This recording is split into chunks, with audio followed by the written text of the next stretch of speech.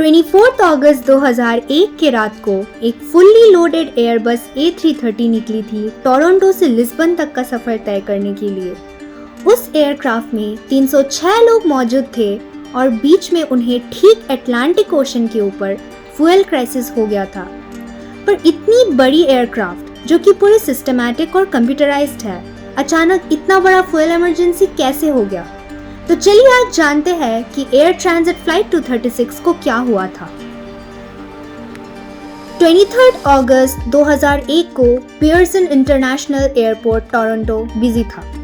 Air transit एक charter company थी जो कि बहुत रैपिडली ग्रो कर रही थी और इस एयरलाइन को कनाडा का one of the largest airlines माना जाता था।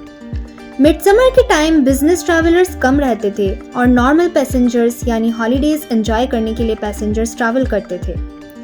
एयर ट्रांजिट फ्लाइट 236 टोरंटो से लिस्बन जाने के लिए तैयार था। जितने भी पैसेंजर्स थे वो मोस्टली कैनेडियन थे जो यूरोप विजिट करने वाले थे या फिर पोर्चुगीज इमिग्रेंट्स थे जो घर जाने वाले थे। एयर ट्रांजिट फ्लाइट 236 को उड़ाने वाले थे दो पायलट, जिसमें से एक तरफ थे 28 साल का यंग को पायलट डिर्क डिजेकर और दूसरे experienced glider pilot captain Robert पीशे जो कि 48 साल के थे। कैप्टन पीशे एक बहुत ही एक्सपीरियंस्ड पायलट थे और उन्होंने ऐसे कई सारे फ्लाइट उड़ाए थे जहां पर कंडीशंस बहुत सीवियर रहते थे। उन्हें एयरक्राफ्ट को in the north of the province of Quebec में उड़ाना आता था जहां पर कंडीशंस ओकेशनली बहुत ज़्यादा सीवियर रहते थे। एयरबस A330 का जो फ्लाइट डेक था वो अल्ट्रा मॉडर्न था। बहुत सारे मॉनिटराइज सिस्टम्स एंड कंप्यूटर्स एक दूसरे के साथ कनेक्टेड थे विद 100 ऑनबोर्ड सेंसर्स जो कंटिन्यूसली प्लेन के ऑपरेशन को मॉनिटर करने के लिए बनी थी। ये स्टोरी हमें ये बताती है कि एक पायलट को कितना ज़्यादा प्रॉब्लम्स हो सकता है ऑन फ्लाइट जब वो कंप्यूटराइज सिस्टम्स पर भरोसा नहीं कर सकते। फ्लाइट 236 के डिपार्चर होने से पहले कंप्यूटर ने कोई प्रॉब्लम्स इंडिकेशन नहीं दिया था। सब कुछ सही से चल रहा था। फ्लाइट 236 में 306 लोग मौजूद थे, जिसमें से 293 पैसेंजर्स और 13 क्रू मेंबर्स थे। उस फ्लाइट में कुछ ऐसे भी पैसेंजर्स थे जो हनीमून के लिए पोर्चुगल जाने वाले थे और जब उस कपल से पूछा गया इस इंसिडेंट के बारे में तब उन्होंने कहा कि उन्हें ऑन बोर्ड ऐसा लग रहा था कि लिस्बन पहुंचने से पहले ही उनकी डेथ हो जाएगी और ये फ्लाइट उनके लाइफ का आखिरी फ्लाइट होने वाला है। रात के 8:20 पर एयरबस A330 ने 47 टन फ्यूल के साथ टोरंटो से डिपार्ट कर लिया लिस्बन के लिए। उस वक्त अटलांटिक ओशन के ऊपर वेदर फोरकास्ट के अकॉर्डिंग वेदर काफ़ी अच्छा था। बस एक रूट एडजस्टमेंट के अलावा सब कुछ अच्छे से चल रहा था। एयर ट्रैफिक को अवॉइड करने के लिए उन्होंने अपनी रूट को ओरिजिनल रूट से साउथ के टुवर्ड्स 60 माइल से एडजस्ट किया। ये बहुत छोटा सा ऑल्ट्रेशन था लेकिन बाद में ये एक बहुत क्रूशियल रोल प्ले करता है। आइए देखते हैं कैसे। हर 30 मिनट बाद पायलट्स अपने चेक पॉइंट पर फ्लाइट की पोजीशन और फ्यूल कंजम्पशन को चेक कर रहे थे, जो कि 0.2 टन्स राइट इंजन में और 11.2 टन्स लेफ्ट इंजन में था। ऑल्दो कंप्यूटर में सारी इंफॉर्मेशंस अपने आप मेंशन हो जाती है, लेकिन कुछ कैलकुलेशंस पायलट्स को खुद भी करने पड़ते हैं। पहले 5 घंटे तक सब कुछ सही से चल रहा था। ठीक कुछ समय बाद वार्निंग सिग्नल आने लगा और वो वार्निंग सिग्नल ये था कि उस फ्लाइट के दूसरे इंजन पर ऑयल टेम्परेचर लो था और ऑयल प्रेशर हाई, जो कि डेफिनेटली बहुत अनयूजुअल रीडिंग था।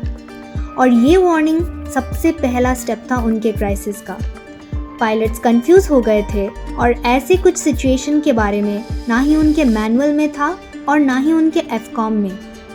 लो ऑयल टेम्परेचर का इंडिकेशन नॉर्मली बैड रीडिंग और बैड सेंसर को दर्शाता है। ऑयल टेम्परेचर्स जनरली डिक्रीज नहीं होते हैं, फिर भी एक पल के लिए लो ऑयल टेम्परेचर को हम इग्नोर कर सकते हैं, बट हाई ऑयल प्रेशर एक बहुत ही स्ट्रेंज इंडिकेशन होता है जो कि बहुत रेयर है। ऐसा इंडिकेशन ऑयल का कंटेमिनेशन फ्यूल के साथ होने से होता है और ये कुछ ऐसा सिचुएशन है जो मैनुअल्स पर डिक्लेयर नहीं करते हैं। कैप्टन और को पायलट ने मॉन्ट्रियल में एयर ट्रांसैट फ्लाइट 236 के मेंटेनेंस ग्रुप को कॉल करने का डिसीजन लिया और उन्हें इन्फॉर्म किया गया इस फ्यूल क्राइसिस के बारे में, पर वहाँ पर मौजूद ग्राउंड क्रू के पास इसका कोई इमीडिएट सोल्यूशन नहीं था। पायलट्स को खुद ही ये क्राइसिस मैनेज करना पड़ता। ग्राउंड क्रू ने बस इतना सजेस्ट किया था उन्हें कि वो ऑयल लेवल्स को फ्रीक्वेंटली मॉनिटर करते रहे और देखें कि क्या होगा। बट सिंस ऑयल रीडिंग्स इतने ज़्यादा अनयूजुअल थे, तो पायलट्स को लग रहा था कि it might be some computer error या फिर सिस्टमेटिक एरर होगा। Still crew continuously oil levels को मॉनिटर कर रहा था। ठीक 20 मिनट बाद एक नया वार्निंग आया था, जो था फ्यूल इम्बैलेंस वार्निंग, जो उन्होंने कभी नहीं देखा था। कैप्टन पीशे ने को पायलट को सारे ई-कॉम एक्शंस फॉलो करने कहा और कैप्टन एयर ट्रैफिक कंट्रोल को मैनेज करता। एयरबस A330 में मोस्टली फ्यूल्स विंग्स के लार्ज टैंक्स में थे और कंप्यूटर ने ये डिटेक्ट किया था कि फ्यूल लेवल राइट में सिग्निफिकेंटली लेफ्ट से लोअर है। पायलट्स ने तब एयरबस के फ्लाइट मैनुअल्स को कंसल्ट करने का सोचा, जो बताता है फ्यूल ट्रांसफ़र के बारे में। तो ये एक ऐसा पार्ट है जहाँ पर फ्यूल इम्बैलेंस को मेंटेन करने के लिए एक टैंक से दूसरे टैंक को फ्यूल ट्रांसफ़र किया जाता है through a special valve known as crossfeed valve, जिससे फ्यूल एक टैंक से दूसरे टैंक पर जाती है। बट सबसे मेन प्रॉब्लम ये था कि उनको क्रॉसफीड ट्रांसफ़र करने से पहले ये मेक श्योर करना था कि जो फ्यूल इम्बैलेंस हो रहा था उसका मेन रीज़न सबसे ज़्यादा सीरियस प्रॉब्लम जो कि फ्यूल लीक है वो ना हो। कैप्टन पीशे श्योर थे कि लास्ट चेक फ्यूल कंजम्पशन का उन्होंने 15 मिनट पहले ही किया था और सब कुछ परफेक्ट था, तो उन्हें लगा कि ये फ्यूल लीक का इंडिकेशन नहीं हो सकता और उन्होंने क्रॉसफीड चालू करने का डिसीजन लिया। जनरली क्रॉसफीड ट्रांसफ़र होने के बाद फ्यूल इम्बैलेंस का प्रॉब्लम अपने आप करेक्ट हो जाता है और सिचुएशन स्टेबलाइज हो जाती है, पर उनके केस में सिचुएशन और बुरा होता जा रहा था। बट पायलट्स को मेन रीज़न पता ही नहीं था, जो कि फ्यूल लीक था। प्लेन के राइट हैंड साइड के दूसरे इंजन पर एक मेजर फ्यूल लीक हो रहा था। उस वक्त फ्लाइट 236 अटलांटिक ओशन के बीच में थी, नियरेस्ट लैंड से करीब 300 किलोमीटर दूर, पर पायलट स्टिल फिगर आउट नहीं कर पा रहे थे कि राइट हैंड साइड के दूसरे इंजन पर फ्यूल लीक हो रहा था।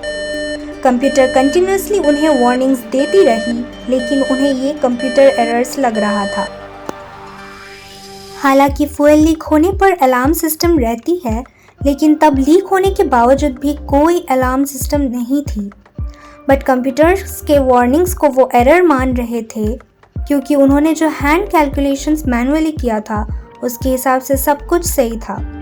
कैप्टन पीशे और को पायलट दिग्विजयकर फिगर आउट ही नहीं कर पा रहे थे कि एक फ्यूल लीक का प्रॉब्लम है, और ये फ्यूल लीक को डिटेक्ट करना एयरबस 330 के सिस्टम डिज़ाइन ने और मुश्किल बना दिया था, क्योंकि वो system hundreds and hundreds of sensors को मॉनिटर करती है और वो किसी भी छोटी चेंज से अफेक्ट हो सकती है। और सिस्टम उन्हें कोई वार्निंग नहीं दे रहा था कि फ्यूल लेवल ज़रूरत से ज़्यादा फास्ट गिर रहा है, और स्टिल फ्यूल लीक से रिलेटेड कोई इंडिकेशन नहीं आई थी। जब को पायलट ने नोटिस किया कि प्लेन के राइट विंग के टैंक में कोई इंक्रीज नहीं था फ्यूल लेवल पर, जब को पायलट दिग्विजयकर ने फर्दर कैलकुलेशंस को चेक किया, तब उसने नोटिस किया कि कुछ तो बहुत गलत हो रहा है, और तब जाकर उन्हें हिट किया कि फ्यूल हद से ज़्यादा लो होती जा रही है और इसका कारण सिर्फ फ्यूल लीक ही हो सकता है। कैप्टन पीशे ने स्टिल को पायलट को दोबारा चेक करने कहा। दिग्विजयकर ने दोबारा चेक किया और उसने एक बहुत डिस्टर्बिंग डिफरेंस नोटिस किया। अकॉर्डिंग टू जितने भी गेजेस और टैंक्स थे राइट विंग में, वो सब हद से ज़्यादा लो लेवल पर थे, जो कि बहुत अनयूजुअल था, और ट्रिम टैंक में भी कुछ नहीं था। तब फर्स्ट ऑफिसर ने कॉकपिट में एक एयर होस्टेस को बुलाकर टॉर्च लाइट से फ्यूल लीक को एक बार विंडो के बाहर चेक करने को कहा। कैप्टन पीशे को स्टिल लग रहा था कि ये कंप्यूटर एरर है, और विजुअल चेक के लिए वो कभी पूछते नहीं थे, but still he asked to check on fuel leak once just in case. Daylight में फ्यूल लीक को बैक ऑफ द विंग से चेक करना बहुत आसान था, क्योंकि विजिबल होता, पर रात को ये डिटेक्ट कर पाना बहुत मुश्किल था, अगर कंप्यूटर करेक्ट है और फ्यूल लीक है तो A330 लिस्बन तक का सफर बिल्कुल भी तय नहीं कर पाएगा। ये नामुमकिन के बराबर है। कैप्टन पीशे को एक क्रूशियल डिसीजन लेना पड़ा। उन्होंने को-पायलट को ओशनिक कंट्रोल से कांटेक्ट करके ये पता लगाने बोला कि नियरेस्ट रनवे कहाँ है सो दैट वो लैंड कर सके। पर जितना कम फ्यूल उनके प्लेन में बचा था उसके हिसाब से वो नियरेस्ट एयरपोर्ट जो लेजस में है वहाँ तक ही सफ़र तय कर पाते। लेजस में जो एयरपोर्ट है वो एक मिलिट्री बेस्ड एजॉर्स एयरपोर्ट है और फ्लाइट 236 सिर्फ एजॉर्स एयरपोर्ट तक ही जा पाते। एजॉर्स एयरपोर्ट के ट्रैफिक कंट्रोल वालों ने पूछा कि उन्हें इमरजेंसी है क्या, बट कैप्टन पीशे को फिर भी लग रहा था कि ये कंप्यूटर होगा। तो 25 मिनट तक वो साउथ के टुवर्ड्स कंटिन्यूसली फ्लाई करते रहे। सब कुछ नॉर्मल लग रहा था, पर कॉकपिट में फ्लाइट रीडिंग्स वर्स होता जा रहा था। फ्यूल गेजेस के according flight 236 fuel normal consumption से ज़्यादा फास्ट यूज़ कर रही थी, जो कि अनयूजुअल था। एट लास्ट कैप्टन पीशे के पास कोई चॉइस नहीं बचा था एयर ट्रैफिक कंट्रोल से कांटेक्ट करके फ्यूल इमरजेंसी डिक्लेयर करने के अलावा। उन्होंने कांटेक्ट करके फ्यूल इमरजेंसी डिक्लेयर कर दिया था, पर कैप्टन पीशे सच में चाहते थे कि ये कंप्यूटर बग प्रॉब्लम हो बस, क्योंकि अगर एजॉर्स में लैंड करने के बाद उनको पता चला कि फ्यूल टैंक्स में पूरे हैं, देन उनको क्रूसीफाई कर दिया जाएगा। सुबह ठीक 6:13 पर राइट हैंड इंजन का फ्यूल खत्म हो जाता है और पूरा पावर कट ऑफ हो जाता है। कैप्टन पीशे को बिलीव नहीं हुआ था, पर फिर दोनों पायलट्स ने इंजन नंबर 1 पर मैक्सिमम थ्रस्ट लगाया। एक इंजन से पूरे फ्लाइट को हम ऑब्वियसली 29,000 फीट पर फ्लाई नहीं करवा सकते थे। इसके लिए उनको फ्लाइट को इमीडिएटली लैंड करवाना बहुत ज़रूरी था। कैप्टन ने को पायलट को सेंटर टैंक और ट्रिम टैंक से फ्यूल ट्रांसफ़र करने का ऑर्डर दिया, पर फ्यूल लीक होने के कारण फ्यूल पूरा ख़त्म हो चुका था। पायलट्स फ्लाइट 236 को 33,000 फीट की ऊंचाई पर उड़ाने का डिसीजन लिए। एयर ट्रैफिक से कंट्रोल करने पर पता चला कि वो लोग 135 नॉटिकल माइल्स दूर थे लेजस एयरपोर्ट से, पर फ्लाइट 236 फिर भी एक इंजन के साथ आगे बढ़ता जा रहा था। पायलट्स को फिर भी लग रहा था कि ये कंप्यूटर का बग प्रॉब्लम ही होगा करके, पर उधर फ्यूल गेज बहुत तेज़ी से घट रहा था, ऑलमोस्ट ज़ीरो के बराबर हो चुका था। राइट इंजन के साथ 130 किलोमीटर सफ़र तय करना बाकी था, पर धीरे धीरे लेफ्ट इंजन भी फेल हो गया और उन्होंने नंबर 1 इंजन को भी खो दिया और पूरा प्लेन साइलेंट हो चुका था। पायलट्स ने पैसेंजर्स को इमीडिएटली इन्फॉर्म किया कि फ्यूल स्टार्वेशन के वजह से इंजन फेल हो गया है और वो अभी बस ग्लाइड कर रहे हैं। बिना इंजन के वो प्लेन एक ग्लाइडर की तरह काम कर रही थी, जो सिर्फ हवा की मदद से उड़ रही थी और तेजी से अटलांटिक ओशन के टुवर्ड्स नीचे जा रही थी। पैसेंजर्स घबरा गए थे कि अचानक से क्या हो गया। प्लेन पूरा शांत था, इंजन की कोई आवाज़ नहीं। पूरे प्लेन में बस पैसेंजर्स के पैनिक होने की आवाज़ आ रही थी। इंजन्स और जनरेटर्स के लॉस के साथ साथ उन्होंने पूरे प्लेन का इलेक्ट्रिकल सिस्टम को भी खो दिया था। एक छोटा सा डिवाइस प्लेन में रहता है जिसको रैम एयर टरबाइन बोला जाता है, जो फ्यूजलाज के नीचे से निकलती है और ये एक प्रोपेलर की तरह काम करती है। पर यह छोटा सा प्रोपेलर बहुत लिमिटेड पावर प्रोवाइड करती है, पर उससे कुछ ज़्यादा फर्क नहीं पड़ जाता। फ्लाइट 236 एक ग्लाइडर बन चुका था, पर पायलट्स के अकॉर्डिंग एटलीस्ट वो एक कंट्रोलेबल ग्लाइडर था। कैप्टन पीशे ने को पायलट को ग्लाइडिंग एंगल से कितने दूर का सफ़र तय कर पाएंगे ये कैलकुलेट करने को कहा और ये पता लगा कि वो बस मैक्स टू मैक्स 14 से 15 मिनट तक ट्रैवल कर पाएंगे। और अगर पायलट्स रॉन्ग कैलकुलेशंस करेंगे तो उनको अटलांटिक ओशन के ऊपर फोर्स्ड लैंडिंग करना पड़ेगा, जो एक अप्रोप्रिएट डिसीजन नहीं होता। और ऐसा इसलिए क्योंकि A330 के डिज़ाइन वाले एयरक्राफ्ट्स जिनमें लो माउंटेड टेल्स होते हैं, जब वो पानी में एंटर करते हैं तब सबसे पहले उनका टेल हिट होता है पानी में, जिसके वजह से पूरे फ्यूजलेज के टूटने का खतरा होता है, जिसके वजह से पूरा प्लेन क्रैश हो सकता है। और ऐसा सिमिलर इंसिडेंट 1996 को हुआ था।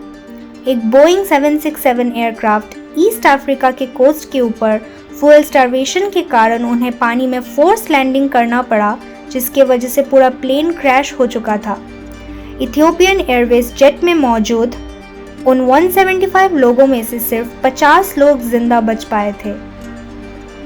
कैप्टन ने कैबिन क्रू को पैसेंजर्स को प्रिपेयर करने कहा फोर्स लैंडिंग के लिए, और कैबिन डिप्रेशराइज होना स्टार्ट हो गया।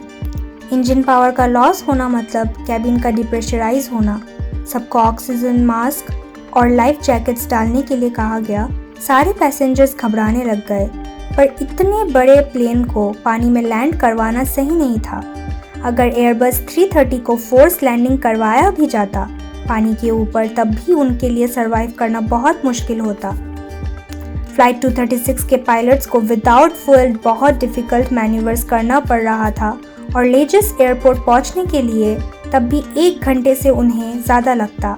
लेजिस टावर के रेडार में फ्लाइट 236 को कैप्चर किया गया, और उस वक्त फ्लाइट 236 लेजिस एयरपोर्ट से 80 माइल्स की दूरी पर थे। लेजिस टावर के एयर ट्रैफिक कंट्रोल ने उन्हें रनवे का डिस्क्रिप्शन दिया कि कौन से रनवे में उन्हें लैंड करना था। वहीं दूसरी जगह लेजिस एयरपोर्ट ग्राउंड सर्विसेज को प्रिपेयर कर रही थी इमरजेंसी क्रैश लैंडिंग के लिए। 20 किलोमीटर की दूरी पर उड़ता हुआ फ्लाइट 236 को अब सबसे ज़्यादा डिफिकल्ट पार्ट के लिए तैयार होना था, जो था लैंडिंग, क्योंकि सिंस फ्यूल ख़त्म हो चुका था ये कंट्रोलेबल लैंडिंग नहीं होता और पायलट्स को सेफली लैंड करवाना पड़ता विदाउट प्लेन को क्रैश करवाए हुए। पायलट्स को रनवे का कोई मार्क नहीं दिख रहा था। अगर उन्होंने रनवे मिस कर दिया या ओवरशूट कर दिया तो प्लेन पूरा क्रैश हो जाता। कुछ देर बाद पायलट्स को रनवे अपने राइट के टुवर्ड्स दिखा। क्रू लैंडिंग के लिए हाइट और स्पीड के लिए स्ट्रगल कर रही थी।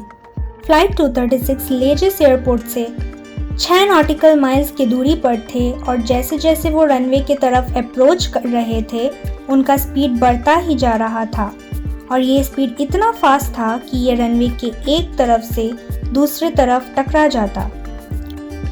पायलट्स ने स्लैट्स ओपन किया ताकि ये स्पीड को थोड़ा कम करे।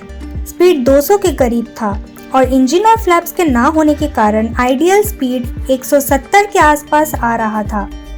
फ्लाइट 236 200 की स्पीड पर तेजी से आगे बढ़ रहा था, पर रनवे काफ़ी लंबा था, पर यही रनवे के दूसरे तरफ 400 फुट का क्लिफ था। अगर फ्लाइट 236 सही समय पर नहीं रुका तो प्लेन क्रैश हो जाएगा और सब मारे जाएंगे। पायलट्स ने लैंडिंग गियर को डाउन किया। उनके पास फ्लैप्स, स्पॉयलर्स, रिवर्स थ्रस्ट कुछ नहीं था, बस इमरजेंसी ब्रेक्स था। उस वक्त वो 4000 फीट और 195 नॉट्स के स्पीड पर थे। उन्होंने केबिन क्रू को लैंडिंग के लिए इन्फॉर्म किया। इंजन के बिना ब्रेक लगाना खतरों से खाली काम नहीं था। फ्लाइट 236 के लिए डेंजर बढ़ता जा रहा था। A330 हाई स्पीड में लैंड करती है, पर टायर्स हार्ड हिट करने के कारण बर्स्ट हो जाती है। कैप्टन पीछे नोज को हल्का सा अप रखने की कोशिश करता है, पर फिर भी प्लेन नहीं रुक रही थी। 8 टायर्स बर्स्ट करने के बाद प्लेन फाइनली रनवे के बीच में जाकर रुकती है। पैसेंजर्स को इवैक्यूएट किया गया बाहर, पर पैसेंजर्स को एक्चुअली में क्या और क्यों हुआ था ये नहीं पता था। पूरे हिस्ट्री में दोनों पायलट्स पीछे और दीजेगर इस प्लेन फ्लाइट 236 को सेफली लैंड करवाया विदाउट इंजन। उनके इस रिमार्केबल अचीवमेंट से उन्हें हीरोज कंसिडर किया गया, और ये न्यूज़ पूरे वर्ल्ड में फैल गई। उनके इंटरव्यूज़ लिए गए, और पीछे ने कहा था कि उनके पास तब डर के लिए जगह नहीं था, इमोशंस के लिए भी जगह नहीं था। उन्हें बस सेफली लैंड करवाना था फ्लाइट 236 को। हमें वर्स्ट सिचुएशंस के लिए खुद को ट्रेन करना चाहिए, अदरवाइज यू नेवर नो कब क्या हो जाए। डिस्टर्बिंग क्वेश्चन ये था कि इतना बड़ा एयरलाइन अचानक से आउट ऑफ फ्यूल कैसे हो जाएगा। इन्वेस्टिगेशन को तुरंत चालू किया गया by Portuguese and Canadian and French transport authorities। उन्होंने कंफर्म किया था कि जितने भी फ्यूल टैंक्स A330 में थे सब खाली थे, पर 17 टन फ्यूल के इतनी जल्दी खत्म होने का रीज़न मेजर फ्यूल लीक का होना जाहिर सा बात था। इंजीनियर्स को बुलाया गया और टैंक्स और फ्यूल लाइंस में फॉल्ट्स ढूंढने का ऑर्डर दिया गया। इस पर्टिकुलर केस में हाइड्रोलिक्स ट्यूब था जो कि लार्जर फ्यूल ट्यूब से छोटा था। हाइड्रोलिक सिस्टम में पल्सेशंस के कारण लार्जर ट्यूब के अगेंस्ट मूव कर रही थी, जिसकी वजह से लार्जर ट्यूब लीक स्टार्ट हो गया था और वही लीकेज होल के कारण पूरा लार्जर ट्यूब फ्रैक्चर हो गया और मेजर फ्यूल लीक होने लग गया था। एयर ट्रांजिट मेंटेनेंस में फ्लाइट को चेकिंग के लिए भेजा गया और उन्हें पता चला था कि फ्लाइट के ठीक 5 दिन पहले उन्होंने राइट इंजन को रोल्स रॉयस द्वारा भेजे गए इंजन से रिप्लेस किया था। And it turns out that this was not a case of faulty design but faulty maintenance. Rolls-Royce ने ये इंजन सप्लाई की थी हाइड्रोलिक पंप असेंबली के बिना और इसको ठीक करने के लिए रिप्लेस किया गया बट फिट नहीं हो रहा था। मैकेनिक्स ने इस चीज़ को फ्लाइट के 5 दिन पहले ही नोटिस किया था, पर सिंस इसको ठीक करने में काफ़ी ज़्यादा पैसा और समय लगता, उन्होंने सब्स्टिट्यूशन के लिए जाने को कहा था और यही एक डिफरेंस की वजह से उस दिन 306 लोगों की जाने जाने वाली थी। एयर ट्रांजिट ने अपने फॉल्टी मेंटेनेंस का रिस्पॉन्सिबिलिटी लिया और जब उन्होंने क्रॉसफिट ट्रांसफ़र स्टार्ट किया था तब उन्होंने इमीडिएटली 17 टन फ्यूल 30 मिनट से भी कम समय में तुरंत लॉस कर दिया था, बट लकीली लेजिस एयरपोर्ट वहाँ था और पायलट्स ने सेफ लैंडिंग करवाया था।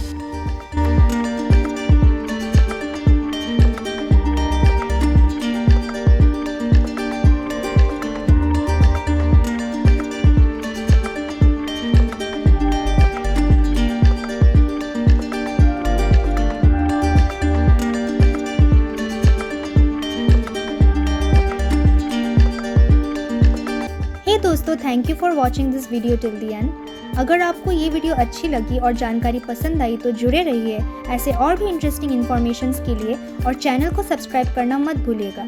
चलिए मिलते हैं अगले वीडियो पर।